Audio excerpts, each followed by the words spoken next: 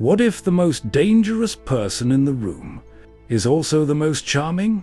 Not the one who looks threatening, not the one who raises suspicion, but the one who smiles easily, speaks confidently, and makes everyone feel comfortable. History shows that some of the most unsettling offenders were not frightening at first glance. They were persuasive, attractive, socially skilled, the kind of people who could walk into a room and command attention without raising a single alarm. Charm, after all, is one of the most powerful social tools humans possess. It lowers defenses. It builds trust quickly. And when used honestly, it can create strong connections between people. But in the hands of a manipulative mind, charm becomes something very different. It becomes a weapon. Because when someone knows exactly how to appear confident, intelligent, and trustworthy, they gain access to the most powerful advantage. A predator can have the absence of suspicion. In the mid-20th century, British investigators confronted a case that perfectly illustrated this danger. The man at the center of it seemed sophisticated, charismatic, and socially impressive. He could tell convincing stories about his life. He carried himself with confidence. People who met him often remembered him as charming and engaging. But beneath that polished surface lived a very different personality. The case of Neville George Clevely Heath revealed how deception, manipulation, and hidden resentment combined to create a deadly double life. This chapter explores a chilling psychological reality. Sometimes the greatest threat is not the person who frightens you immediately. It is the person who makes you feel safe, right before they betray that trust. To understand how someone like Neville Heath could operate for so long without immediate suspicion, we have to examine a particular psychological skill: social manipulation. Manipulation is not always obvious. In fact, the most effective manipulators rarely appear controlling or aggressive. Instead, they use subtle signals that create trust quickly. A confident voice, relaxed body language, a convincing personal story. These cues influence how people interpret the individual standing in front of them. When someone appears calm, articulate, and socially skilled, the brain automatically assigns positive traits to them. We assume they are trustworthy, competent, respectable. Psychologists call this effect the halo effect. One positive impression, attractiveness, confidence, intelligence spreads across our judgment of the entire person. Without realizing it, we begin overlooking warning signs that might normally raise concern. For someone like Neville George Clevely Heath, this psychological shortcut became a powerful advantage. Accounts of Heath describe a man who understood exactly how to present himself. He spoke confidently about his background. He appeared educated and worldly. His manner suggested authority and experience. In social situations, this kind of presentation creates instant credibility. People rarely challenge someone who appears confident about their identity. The brain prefers accepting a clear narrative rather than questioning it. And Heath provided narratives constantly. Stories about military service, stories about travel, stories about professional connections. Each story reinforced the image of a capable and sophisticated man. Whether every detail was true mattered less than how convincingly it was delivered. Confidence can make even a questionable claim sound believable. This ability allowed Heath to move through different social environments with surprising ease. He could enter conversations with strangers and quickly establish rapport. Within minutes, people might feel as if they had known him far longer. This rapid creation of trust is one of the most important skills manipulators develop. It compresses the normal process of relationship building, instead of trust forming gradually through shared experiences. The manipulator manufactures it almost instantly through personality cues. Once that trust exists, defenses drop, questions fade. Opportunities appear.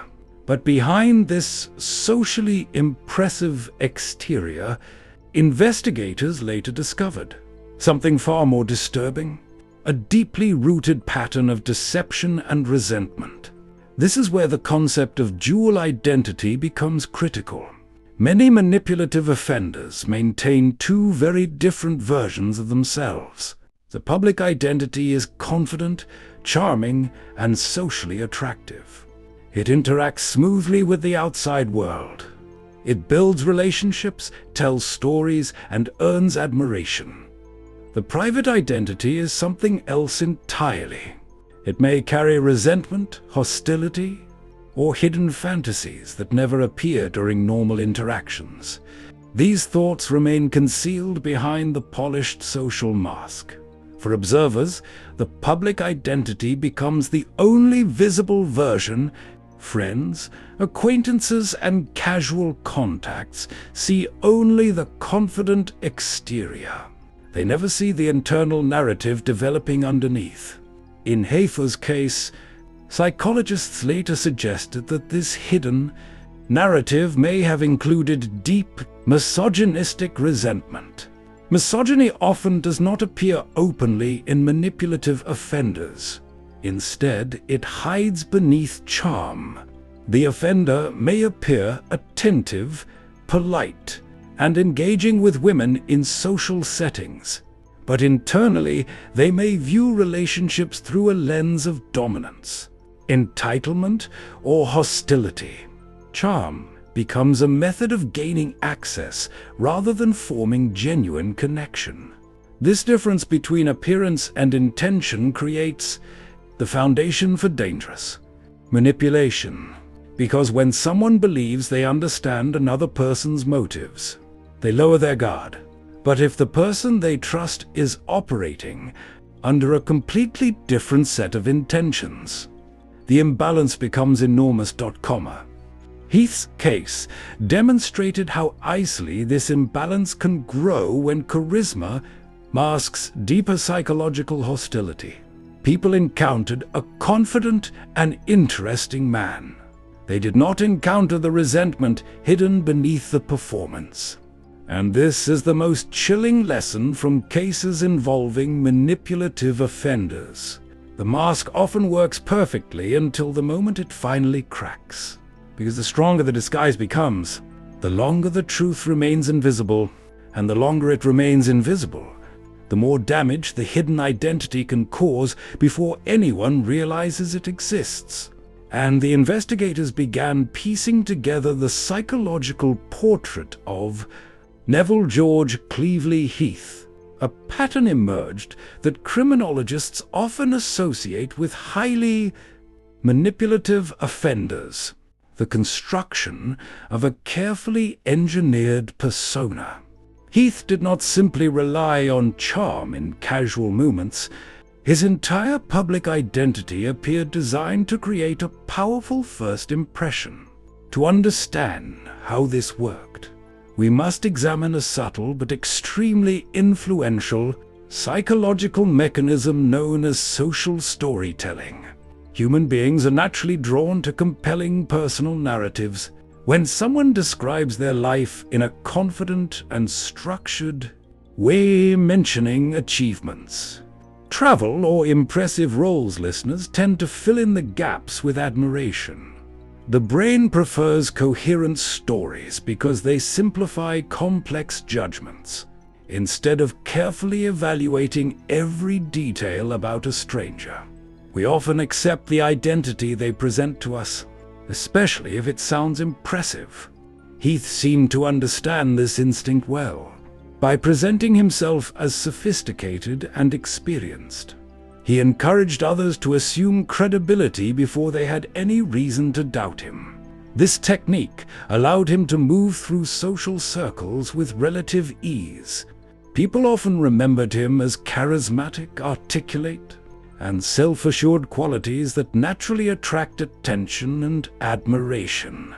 But beneath the surface of this polished identity was something much darker, a lifestyle built on deception. Deception itself is not rare. Many people occasionally exaggerate or reshape parts of their personal story. What distinguished Heath's behavior was the scale and consistency of the fabrication.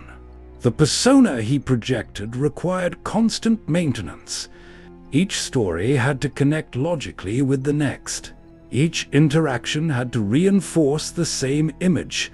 Maintaining such a false identity demands mental discipline.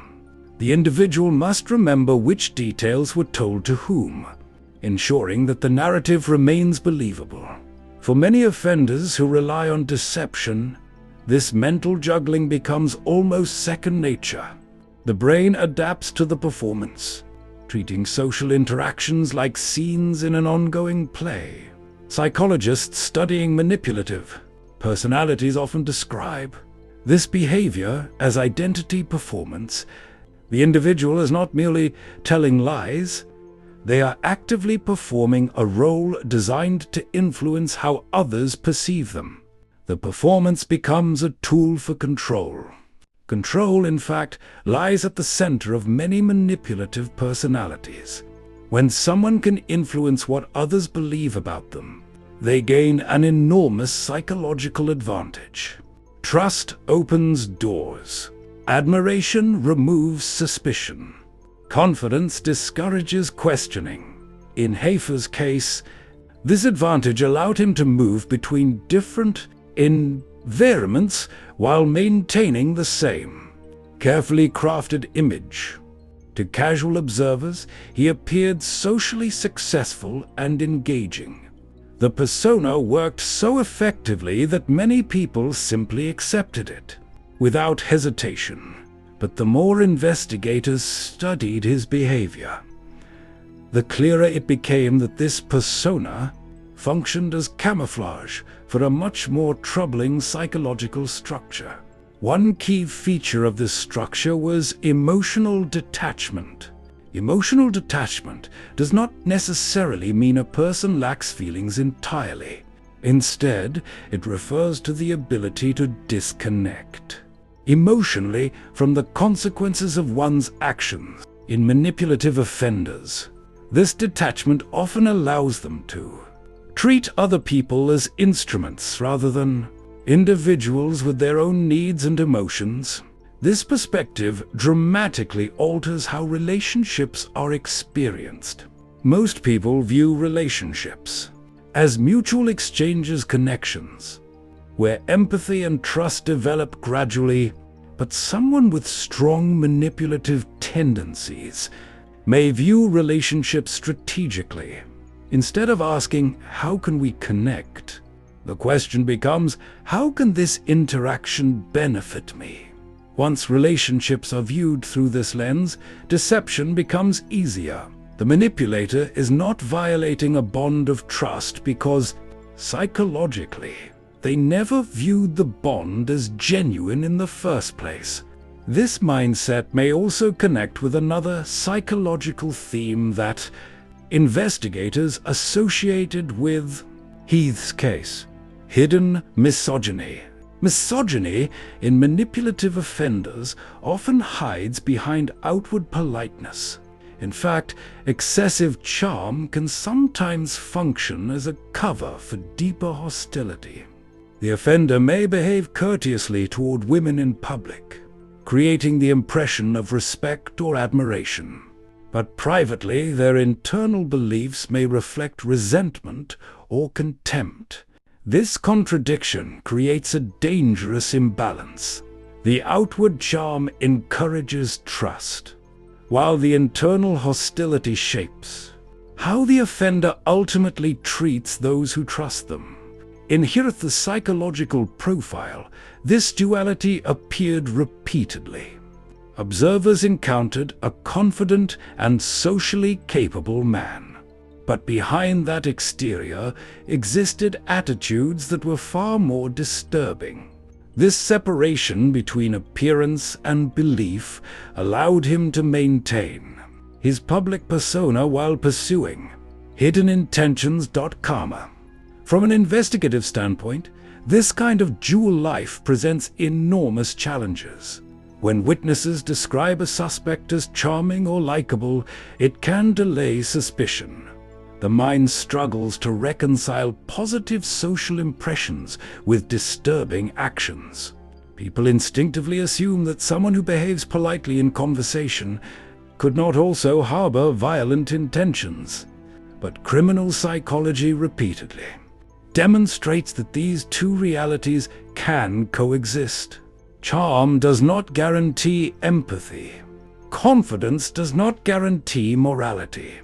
And the ability to attract trust can sometimes be the very quality that allows a manipulative offender to operate undetected.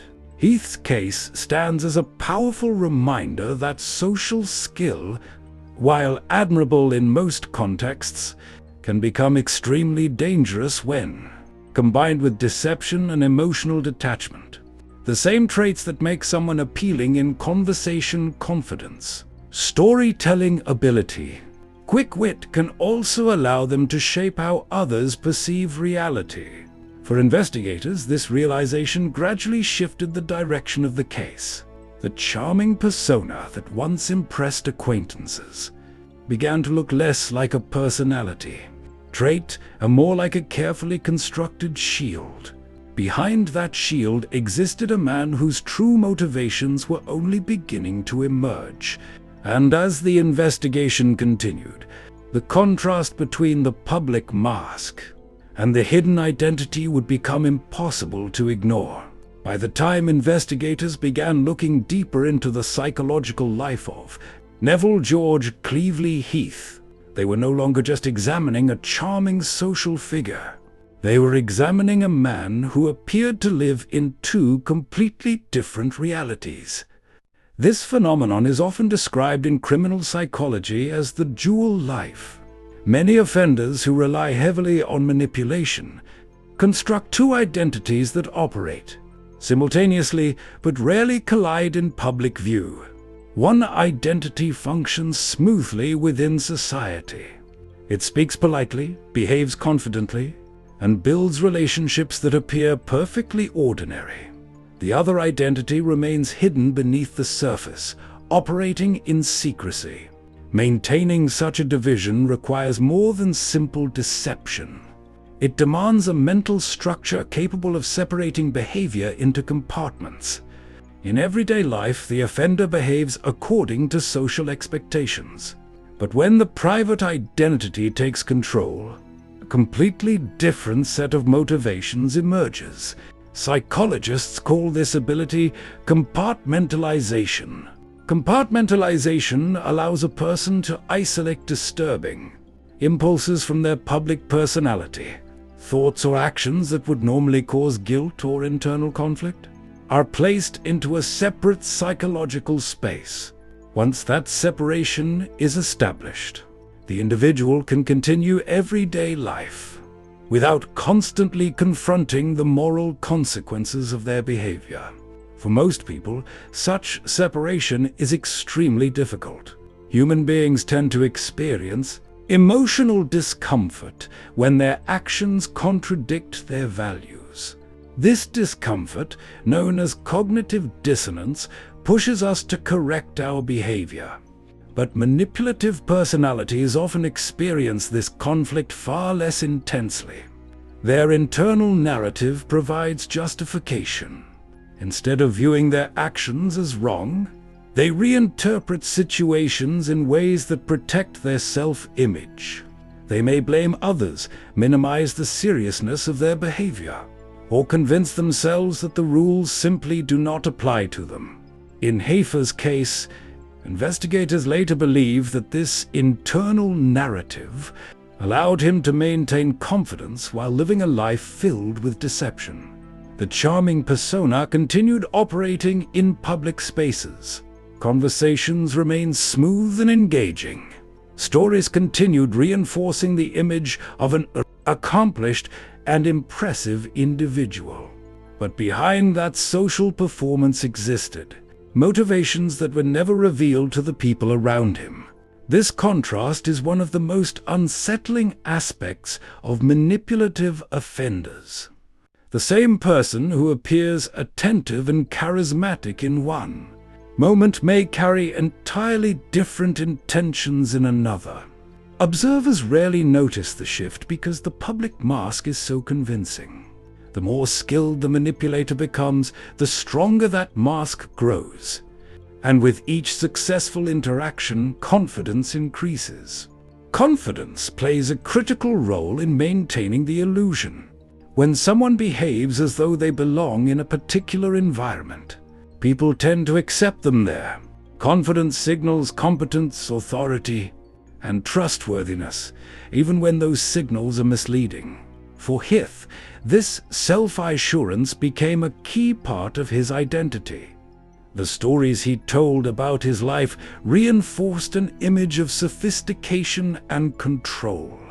Whether discussing personal experiences, professional roles, or social connections, his manner projected the impression of someone who understood the world and moved through it with ease. But confidence can also produce a dangerous psychological shift. When deception works repeatedly, the manipulator may begin believing that their performance is superior to the judgment of others. Each successful lie reinforces the belief that they are more intelligent, more perceptive, and more capable than the people around them. This belief in superiority can gradually weaken caution. Instead of worrying about being exposed, the offender becomes convinced that exposure is unlikely. They begin trusting their ability to control situations, manipulate conversations, and maintain their disguise indefinitely. Criminologists sometimes describe this phase as the illusion of invulnerability.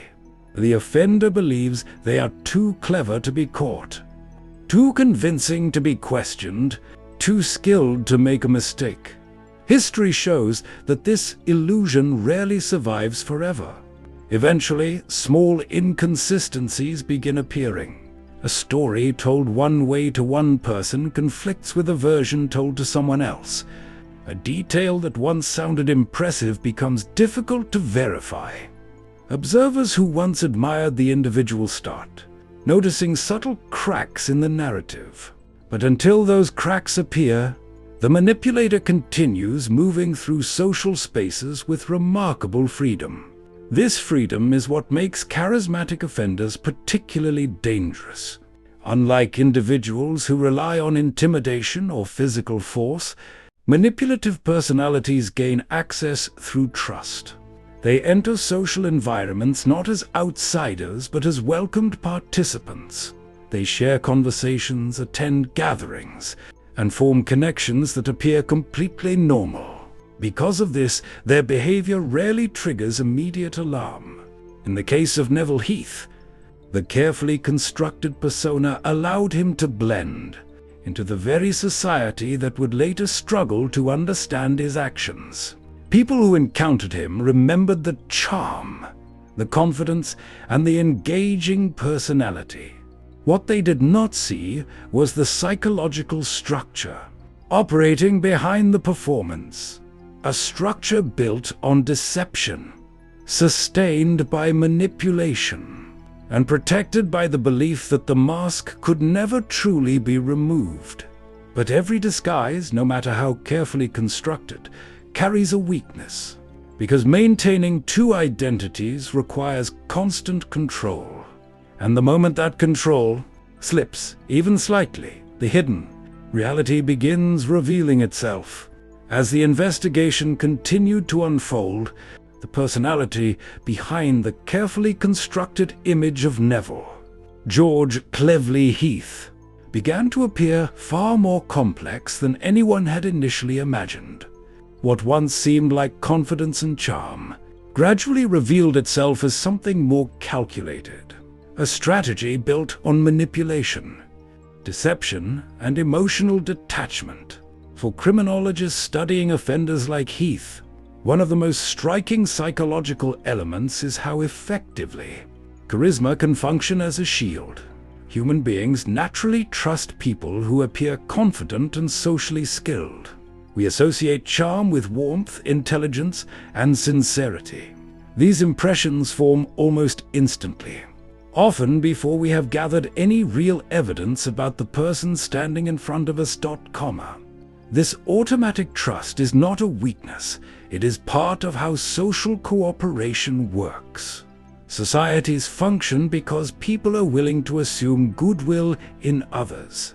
But manipulators understand this instinct and learn how to use it to their advantage. Charm becomes a tool, a carefully delivered compliment, a confident story, a relaxed smile. These signals influence perception in subtle but powerful ways. They guide how others interpret behavior.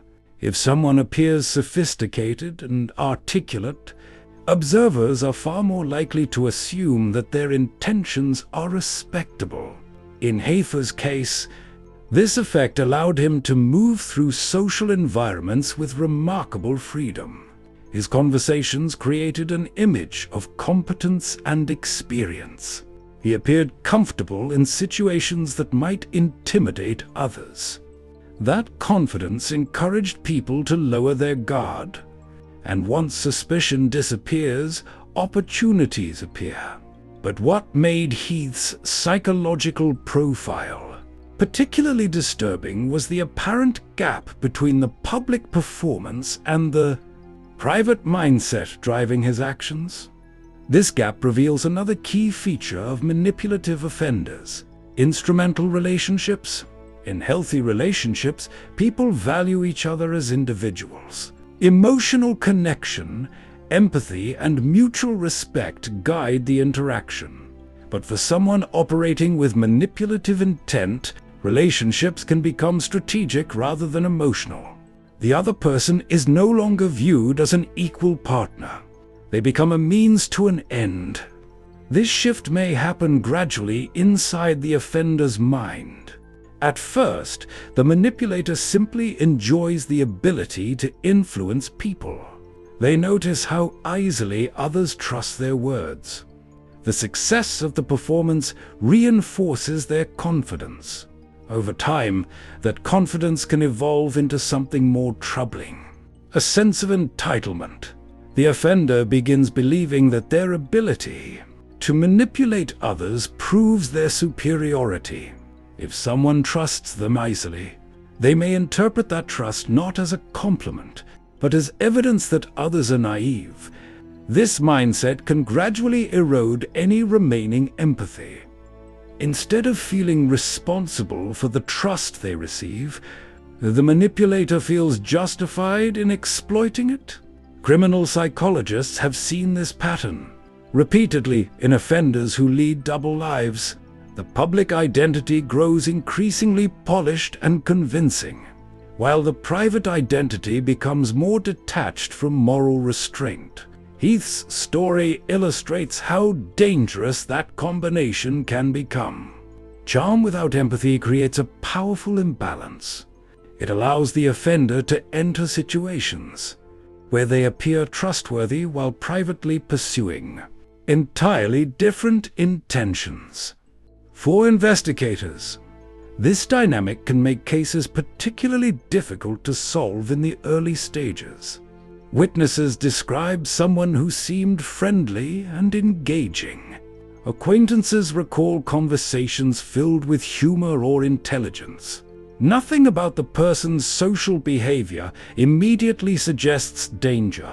But the truth is that charisma does not always reveal character.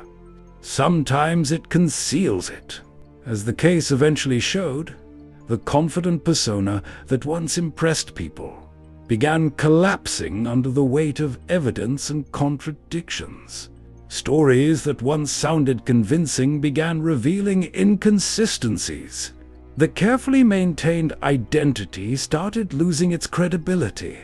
This moment is often crucial in investigations involving manipulative offenders. Once the illusion breaks, the narrative surrounding the individual changes rapidly. Behaviors that once seemed charming begin appearing calculated. Conversations that once seemed friendly begin revealing subtle manipulation. The mask that once protected the offender suddenly becomes transparent. And when that happens, the contrast between appearance and reality becomes impossible to ignore. In the case of Neville Heath, that contrast left a lasting impression on investigators and psychologists alike. It demonstrated how easily social perception can be, shaped by confidence and storytelling. It also revealed how dangerous that influence becomes when it hides deeper resentment and emotional detachment. Ultimately, Heath's case reminds us that personality alone cannot define a person's character. Confidence, sophistication, and charm can all exist alongside darker psychological traits that remain invisible until circumstances expose them. Understanding this reality is essential, not only for investigators, but for society as a whole. It teaches us that trust should be built on more than surface impressions. It reminds us that charisma can be both genuine and deceptive. And perhaps most importantly, it reveals how the most convincing masks are often worn by people who understand exactly how human psychology works. Because when someone learns how to shape the perceptions of others, they gain the power to hide their true intentions in plain sight.